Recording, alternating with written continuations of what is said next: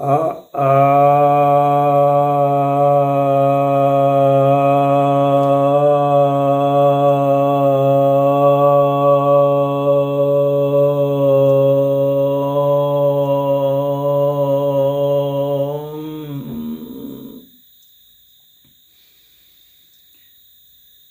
सभी भक्तजनों को सप्रेम नमन।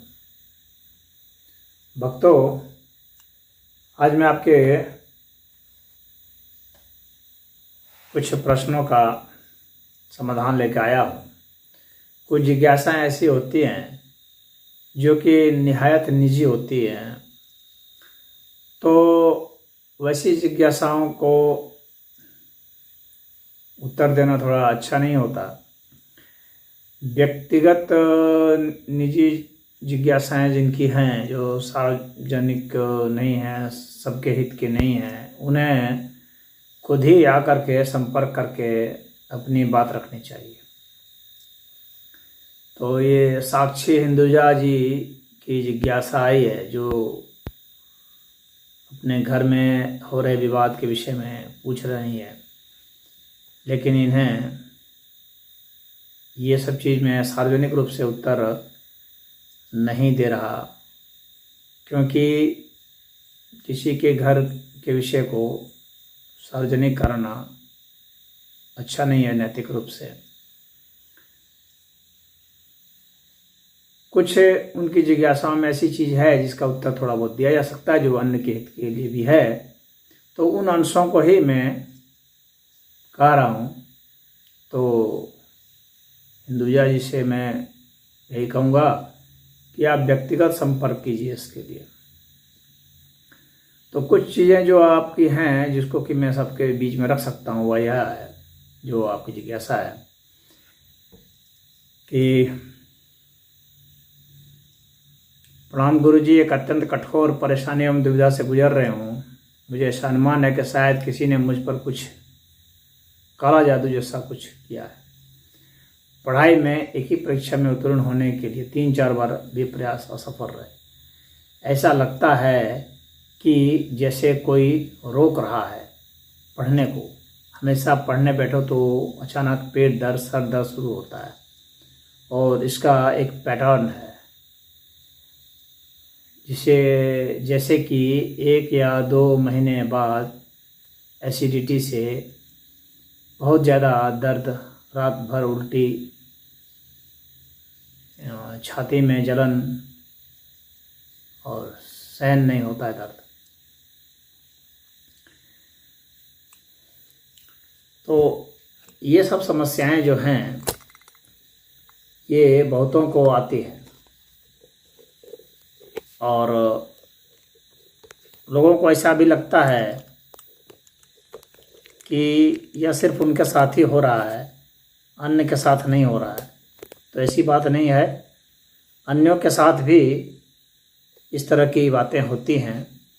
और जो आपकी समस्या मानसिक है, उसका निदान आपको मानसिक रूप से ही ढूंढना पड़ेगा। योग की विधि से भी संभव होगा, और कुछ उसमें आयुर्वेद वगैरह का भी प्रयोग होने से अच्छा लाभ होता है। तो यहाँ आपने जैसे लिखा है कि आपको लगता है किसी ने काला जादू कर दिया है। काला जादू होता क्या है?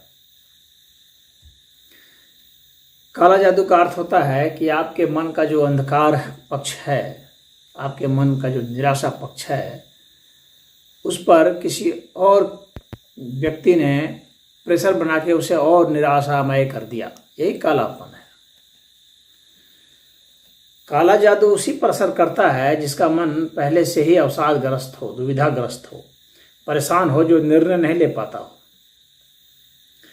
जो सकारात्मक पहलुओं को नहीं देख पाता हो, सकारात्मक विचार को आने नहीं देना चाहता है, उसे नकारात्मक विचार ज़्यादा हावी लगते हैं। ऐसा इसलिए कि जिस व्यक्ति की क्षमताएं कम होती हैं और महत्वाकांक्षाएं बहुत ज़्यादा होती हैं, वे अपने कार्य में असफल होने लगते हैं, क्योंकि आप पर्याप्त उसके लिए प्रयत्न नहीं कर पाते हैं।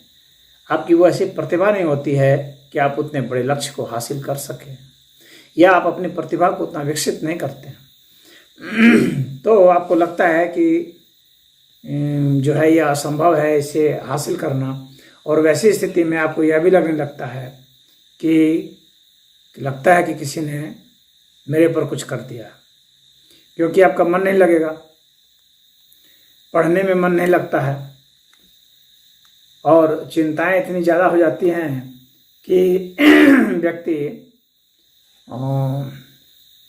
नींद भी नहीं ला पाता, खा भी नहीं पाता ठीक से, उसे नींद भी नहीं आती ठीक से। तो मैं यही कहूँगा कि आप सकारात्मक पक्ष को देखें। जिस क्षेत्र में आप कमज़ोर हैं, जिस विषय में कमज़ोर हैं, उस विषय को आप बहुत गहनता से अध्ययन करें, ज्ञान के लिए अध्ययन करें। किसी कंपटीशन में सफलता के लिए लगातार जब आप सोचती हैं कि मैं सफल हो जाऊं, तो इसके कारण आप और डिस्टर्ब हो जाते हैं। आपको उस विषय की गहनता में जाना चाहिए। जो आपको अध्ययन करना है उसको अच्छा से अध्ययन करें, समझने के लिए अध्ययन करें। जो लगातार अपने दिमाग के ऊपर ही प्रेशर बनाते रहते हैं कि मैं सफल हो जाऊं, और फिर प्रश्न भी उठाते हैं क्या मैं सफल हो जाऊंगा या जाऊंगी या नहीं। ये जो प्रश्न हैं जो लगातार उसके दिमाग में हॉन्ट करते रहते हैं, अपने ही विरुद्ध लड़ते रहते हैं। आपको अपने पर से ही आत्मविश्वास नहीं रह जाता है, और आप अपनी क्षमताओं पर खुद भी प्रश्न उठाते हैं। इससे दिमाग क्या है, रिएक्शन करता है, तो शरीर में पित्त बन जाता है। शरीर में पित्त बन जाता है, और पित्त जब बढ़ जाता है तो और आपके भीतर गर्मी हो जाती है, गैस बनने लगते हैं, उल्टियाँ आने लगती हैं, जी मितलाता है, चक्कर भी आ जाता है, चिड़चिड़ापन आ जाता है, क्रोध आ जाता है, आवेश आ जाता है, छोटी छोटी बात भी सहन नहीं होती है, और ऐसी स्थिति में घर में क्लेश बढ़ जाता है। और जब घर में किसी एक व्यक्ति का भी पित्त बढ़ जाएगा ना, तो घर के सारे व्यक्तियों का पित्त बढ़ा देगा वो। बहुत ये इन्फेक्शियस है। ऐसा नहीं समझना चाहिए कि एक व्यक्ति का बढ़ा है तो अन्य को क्या फर्क पड़ता है, अन्य को भी फर्क पड़ेगा। क्योंकि जब वह चिड़चिड़ाएगा और झिड़केगा और गुस्से में होगा, कुछ तोड़ फोड़ करेगा, तो जाहिर सी बात है कि दूसरे के मन में भी उसी तरह की भावना आएगी। क्योंकि पित्त जो है विचार से बनते हैं। इस तरह के विचार जो आक्रोशित होने वाले विचार हैं, उससे पित्त बन जाएगा। घर में एक आदमी क्रोधी होगा तो सबको क्रोधी बना देगा। ऐसे लोग जो है फिर उस तरह उनका ज्वलनशील पदार्थों का सेवन भी करते हैं। तो ज्वलनशील पदार्थों का सेवन नहीं करें अगर पित्त बढ़ा हुआ है तो, जैसे कि काली मिर्च, लाल मिर्च, यानी बहुत तेज मसाले, अदरक हो गया, लहसुन हो गया, ये सब पित्त बढ़ाने वाले हैं। शराब है या कोई भारी खाना है, सब जो पित्त बढ़ाने वाली चीज़ें ऐसी नहीं। फल का सेवन अधिक करें पित्त बढ़ा हुआ है तो, और खट्टे फलों का नहीं, मीठे फलों का सेवन करें। जैसे पपीता वगैरह है, इसका सेवन अच्छा है, लीची है, लेकिन खट्टे फल भी पित्त बढ़ाते हैं। तो यह जान लीजिए कि आपको खट्टी चीज़ से बचना चाहिए, तीखी चीज़ों से बचना चाहिए, और आपको जो है जैसे लौकी वगैरह का सेवन है, साग खाइए, लौकी खाइए, कोहड़ा है, करेला है, भिंडी है, ये सब ठीक है।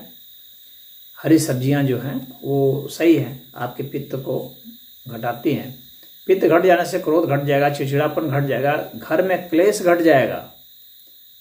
घर में क्लेश बहुत लोगों को होता है, इनके यहाँ भी शिकायत है जो ये लिखती हैं। तो घर में जो क्लेश होता है उसके पीछे आप घर के भोजन को देखेंगे तो पाएंगे कि वहाँ मिर्च, मसाले, तली हुई चीज़ों का बहुत ज़्यादा प्रयोग होता है। उनके घर में ही ज़्यादा क्लेश होता है।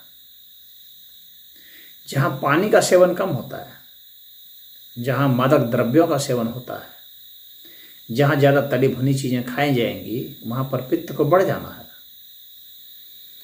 तो यदि आप सादा भोजन करेंगे तो पित्त घट जाएगा और क्लेश भी घट जाएगा। तो यह तो भोजन संबंधी बात हुई। अगर मैं योग की बात करूं तो ध्यान कीजिए और प्राणायाम कीजिए। कौन से प्राणायाम? जो पित्त बढ़ाने वाले प्राणायाम हैं उससे बचिए। कुछ लोग जो कहते हैं मैं योग तो कर रहा हूँ या कर रही हूँ, लेकिन मेरा जो है ब्लड प्रेशर बढ़ रहा है, पित्त बढ़ रहा है। तो वैसे प्राणायाम यदि आप करेंगे जिससे ब्लड प्रेशर बढ़ता है तो पित्त बढ़ जाएगा, झगड़ा भी बढ़ जाएगा। जैसे कि कपालभाति प्राणायाम, यह पित्त बढ़ाता है। उज्जाई कह रहा हूँ, ये भस्त्रिका, यह पित्त बढ़ाता है।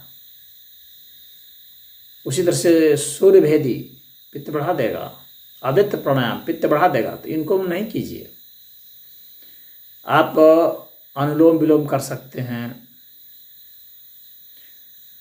और शीतली कीजिए, शीतकारी कीजिए, कवि प्राणायाम है, काकी प्राणायाम है। ये आपके पित्त को घटाते हैं, ब्लड प्रेशर को लो करते हैं। तो ब्लड प्रेशर जब हाई होता है तो ज़्यादा आदमी क्लेश युक्त होता है। भ्रामरी प्राणायाम कीजिए, बहुत अच्छा है। और उज्जाई भ्रामरी संयुक्त प्राणायाम कीजिए। तो ये सब प्राणायाम कीजिए, सरल प्राणायाम कीजिए। ये सब अच्छे हैं, आपके ब्लड प्रेशर को नियंत्रित करेंगे, सामान्य रखेंगे, बढ़ने नहीं देंगे बहुत। और इस तरह का भोजन कीजिए। ये सब भोजन जो मैंने बताया, ये सब कंसंट्रेशन भी आपके बढ़ाएंगे।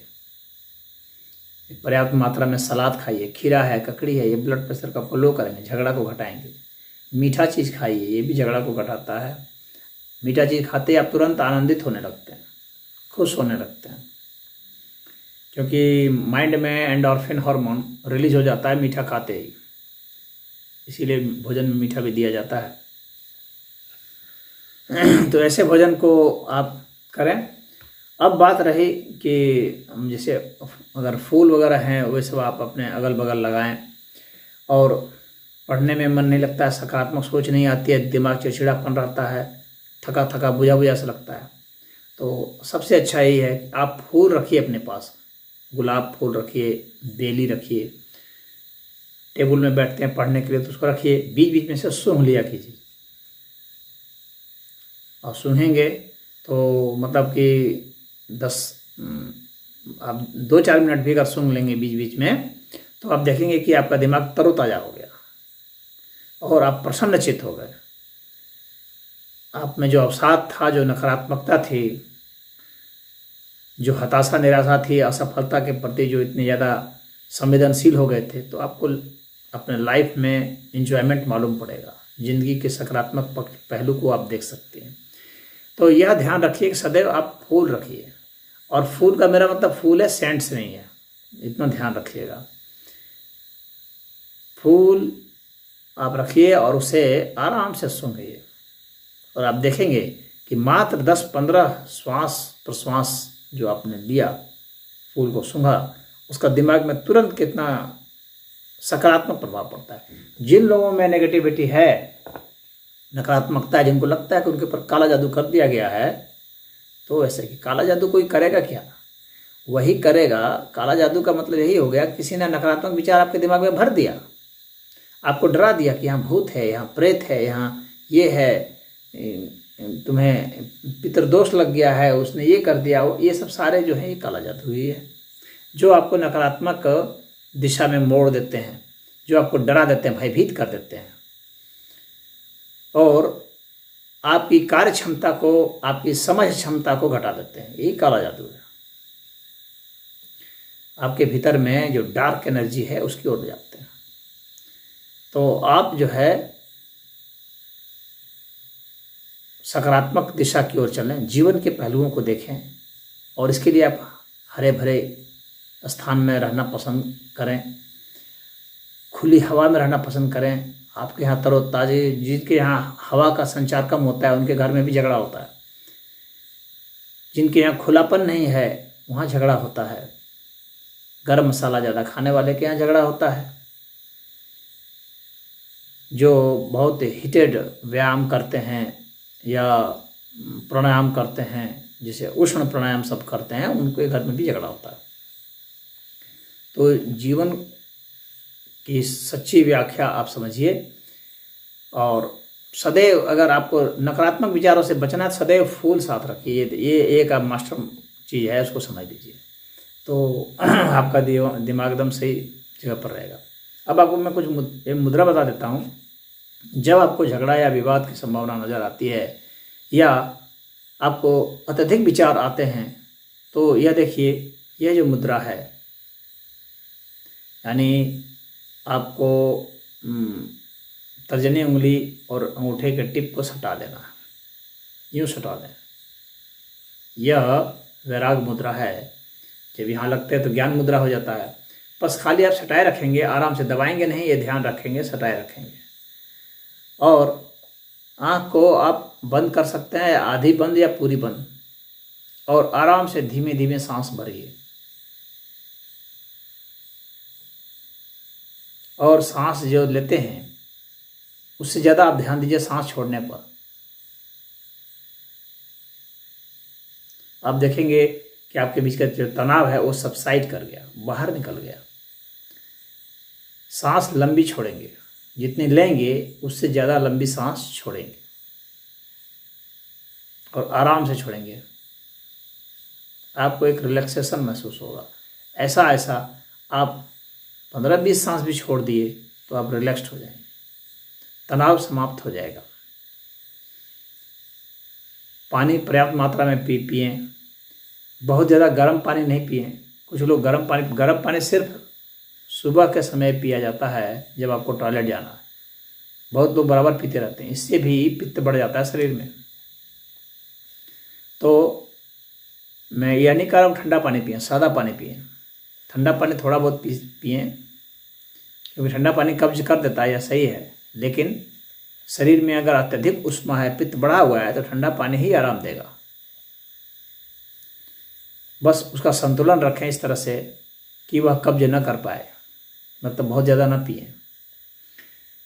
तो उसके जगह पर आप बल्कि खीरा वगैरह खाएं, बहुत ही अच्छा है। खीरा, ककड़ी, तरबूज, ये मौसम में खीरा तो सालों भर मिलता है, कोई दिक्कत नहीं। कभी महंगा मिलेगा। गाजर खाएं, बहुत ही अच्छा है।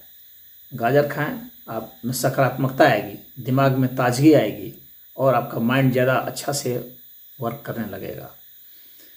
आसनों में आप संतुलन आसन कीजिए। आप वृश्चिक आसन कर सकते हैं, बकासन कर सकते हैं, हंसासन कर सकते हैं, और जो ध्यान आसन हैं वे भी आपको बहुत लाभ करेंगे। पद्मासन है, सिद्धासन, वज्रासन, सुखासन, स्वस्तिक आसन, ये सब आसन आपको बहुत लाभ पहुंचाएंगे आपके तनाव को घटाने में और आपके दिमाग को संतुलित रखने में। ध्रुव आसन है, दिमाग को संतुलित रखने में, आपकी एकाग्रता बढ़ाने में ध्रुव आसन बहुत ही काम आएगा। तो वह कीजिए। और जो आपका पेट का दर्द की जो बात है, तो पेट का दर्द जो है ये एसिडिटी की वजह से आपको हो गया है, और आप इसके लिए अमृत प्राश का सेवन करें। और जब वो गुलाब का फूल जो है उसको आप खाएं भी, उड़हुल का फूल खाएं, कमल का फूल खाएं, आपका पेट का दर्द एकदम आराम हो जाएगा। और सेमल का फूल खाएं। सेमल का फूल महिलाओं के लिए बहुत ज़रूरी है खाना, तो सेमल का फूल खाएं। एक फूल यदि खा लेंगी तो बहुत राहत मिलेगी। सेमल का फूल खा लें। सेमल का फूल, गुलाब का फूल, कमल का फूल, ये आपको मिल जाएंगे, और अड़हुल का फूल, इसका सेवन करें आप,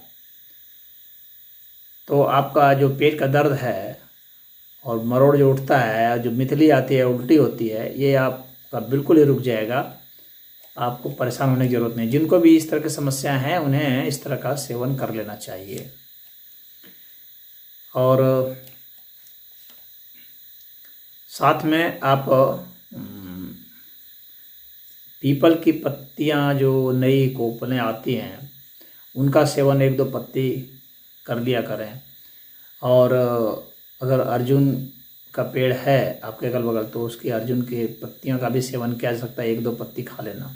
या बाज़ार में है तो अर्जुन की छाल मिल जाता है पंसारी की दुकान में, उसको ला करके आप एक एक चम्मच उसको कूट पीस करके एक एक चम्मच उसको ले लें तो आपके लिए यह भी बहुत अच्छा रहेगा।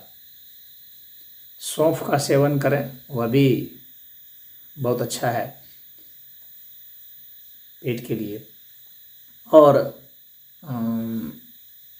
आप सिरफल यानी बेल का मुरब्बा मिलने किसी भी मौसम में मिल जाएगा तो वह आपके लिए बहुत अच्छा होगा, बेल का मुरब्बा। और बहुत पका हुआ अमरूद जिसको दबाने पर जो फट जाता है वैसे अमरूद का सेवन करें, पेट भी बिल्कुल साफ रहेगा, पेट दर्द की समस्या नहीं रहेगी।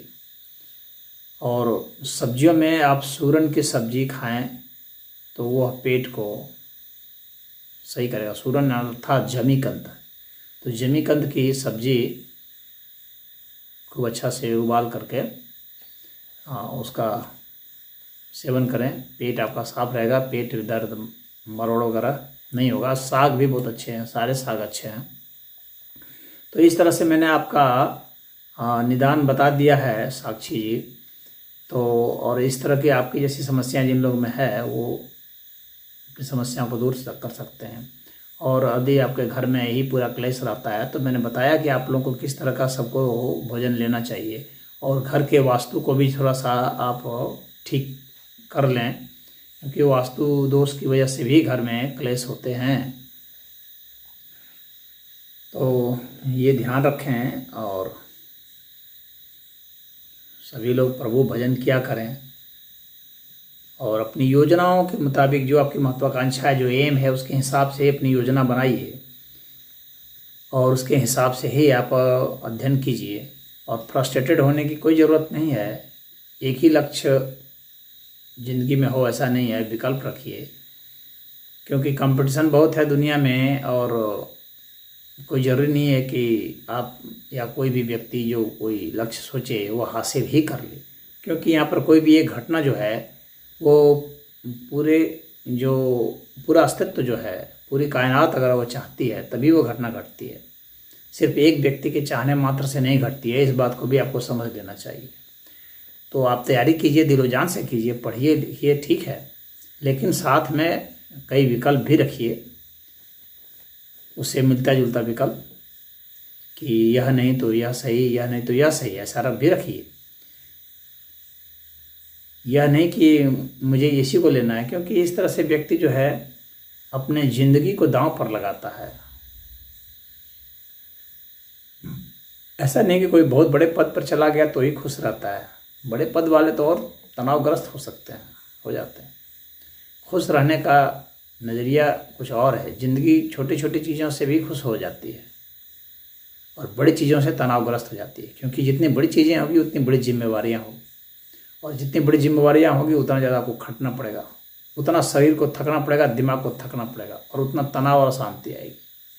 इसलिए बड़ी चीज़ों से तो बस सिर्फ अहंकार बड़ा होता है और इसके कारण ही मनुष्य जो उसको पाना चाहता है, क्योंकि इससे उसका दबदबा, दबंगई और उसका प्रभुत्व बढ़ता है और उसके पास कुछ पैसे ज़्यादा आ सकते हैं, तो संसाधन कुछ बढ़ जाते हैं अवश्य, परंतु जिंदगी की जो खुशी, जो आनंद है वह छिटक जाता है।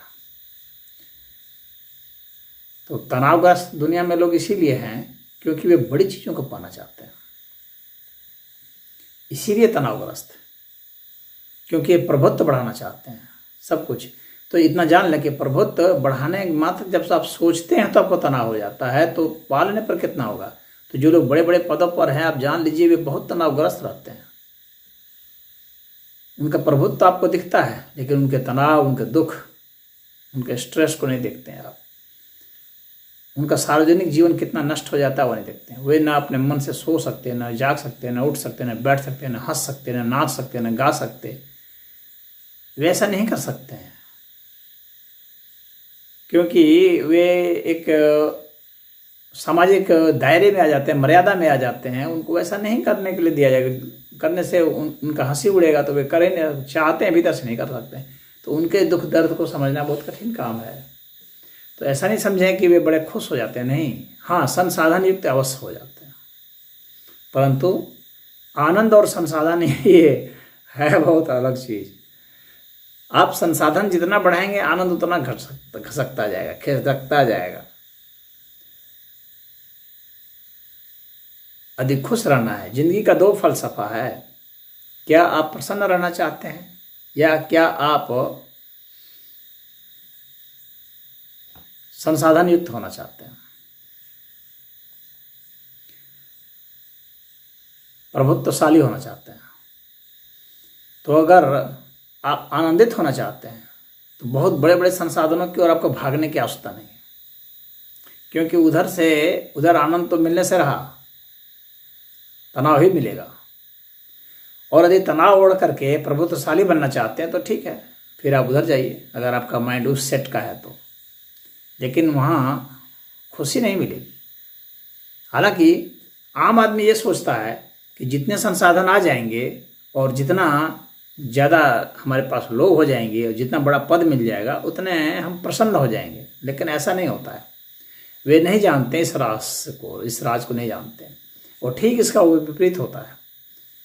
इसलिए दुनिया में सुखी और आनंदित और शांत वे ही हुए जिन्होंने ये सब कुछ छोड़ दिया, ये झंझट प्रवाह छोड़ दिया। चाहे बुद्ध लें, महावीर लें, मीरा लें, कबीर लें, फरीद लें, जो भी लें, आप देखेंगे कि आनंदित वे नहीं रह पाते हैं। वे ही रह पाते हैं जो इनके जैसे हो जाते हैं, जिन्होंने सब कुछ त्याग दिया। त्याग में ही सुख है, त्याग में ही आनंद है। ग्रहण में सदैव तनाव ही रहेगा। ग्रहण करने का तनाव, उसको पाने का तनाव, फिर उसको सहेजने का तनाव, उसको भोगने का तनाव, भोगने के बाद रोग का तनाव, ये सब रहते हैं। तो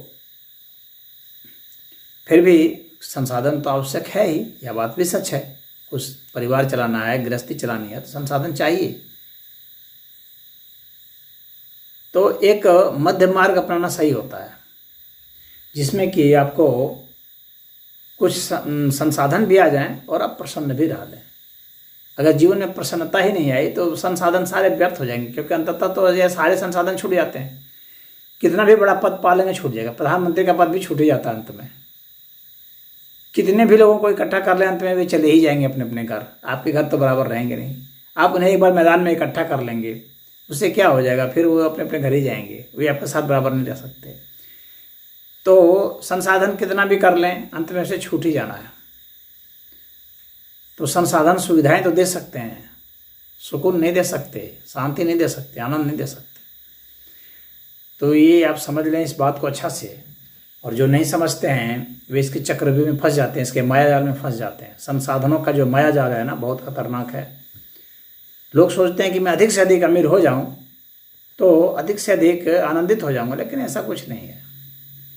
अधिक से अधिक आप सुविधा भोगी तो हो सकते हैं, आनंदित नहीं हो सकते हैं। इसीलिए जितने लोग संसाधनों को इकट्ठा करते गए वो एकदम तमाम तरह की परेशानियों से घिर गए। अब उनको ना छोड़ते बनता है ना उगलते बनता है। सांप चुचंदर वाली गति है। बड़े बड़े नेता पकड़े जा रहे हैं, वो जेल जा रहे हैं, वहाँ जेल में देखिए कैसे रो रहे हैं बैठ करके। संसाधनों के गुलाम व्यक्ति इसी तरह से रोते हैं। वे जिंदगी भर दुख झेलते हैं। तो इसलिए आप हताश निराश नहीं होवें। मैं यह आपको हताश नहीं कर रहा हूँ, मैं परेशान नहीं कर रहा हूँ, मैं आपको आपके लक्ष्य से हटा नहीं रहा हूँ, बल्कि आपको जीवन के फलसफा को समझा रहा हूँ, सिद्धांत को समझा रहा हूँ। आपने अपना जो भी लक्ष्य ज़िंदगी का बनाया है आप उस पर चलिए, लेकिन साथ में यह ध्यान रखिए कि ज़िंदगी सदैव आपके लक्ष्य से बड़ी चीज़ है। आपका लक्ष्य बड़ा नहीं है, ज़िंदगी बड़ी है। इसलिए ज़िंदगी को दांव पर लगा करके लक्ष्य हासिल नहीं किया जाता है। जिंदगी है तो जो भी लक्ष्य आएगा, जो भी चीज़ मिल जाएगी वो आपका लक्ष्य हो जाएगा, आप खुश हो जाएंगे। आप उसके लिए सकारात्मक प्रयास कीजिए और हंसी खुशी से प्रयास कीजिए। दुखी होकर के, अवसादग्रस्त होकर के प्रयास मत कीजिए, तनावग्रस्त होकर नहीं, क्योंकि तनाव में रहेंगे तो आपको कोई भी चीज़ आप जो भी पढ़ेंगे समझ में आपको नहीं आने वाली। तनावग्रस्त व्यक्ति जो भी पढ़ेगा समझ में नहीं आएगा। जितना शांत रिलैक्स्ड होकर के पढ़ेंगे उतना समझ में आएगा। समझने के लिए पढ़िए। और सदैव मैंने आपको कहा एक चीज़ ध्यान रखिए, फूल को अपने साथ रखिए, आपके तनाव को हर समय रिलैक्स करता रहेगा और आप पढ़ेंगे आराम से, मस्ती में पढ़ेंगे, मस्ती में समझेंगे और मस्ती में ही आपने जो कंपटीशन का लक्ष्य सोचा है वो आपसे निकल जाएगा। आप कंपटीशन निकाल लेंगे, आप उसमें बस अपने ज़िंदगी में एक चीज़ समझ लीजिए, फूल को सदैव साथ रखिए, चाहे आप किसी भी पद पर हो, चाहे आपको कुछ भी पद मिल जाए, चाहे आप घर में हो, यदि फूल से आपने दोस्ती कर ली तो आपकी ज़िंदगी में तनाव नहीं रहेगा। हरि ओम।